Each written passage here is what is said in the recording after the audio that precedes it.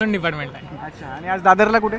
दादरला आता नाटक बघायला चाललोय. नाटक बघायला चाललंय. आता हा दादा हा नाटक बघायला चाललाय, पण आता तुला राजकारणात जे नाटक सुरू आहे त्याच्यावरती थोडंसं विचारतो मी की राज ठाकरे आणि उद्धव ठाकरे दोन भाऊ हे आता युती होईल की नंतरचा भाग आहे. पण समजा जर युती यांची राजकीय युती झाली तर मुंबई महानगरपालिकेत सत्ता काबीज करण्यात भाजप जो पक्ष आहे किंवा शिंदे महायुती त्यांना जड जाईल असं वाटतं का?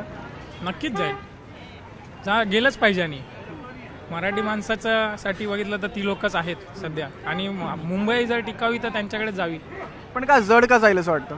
जड जाईलच ना, मुंबई म्हणजे ठाकरे, ठाकरे ब्रँड कामाला येणारच.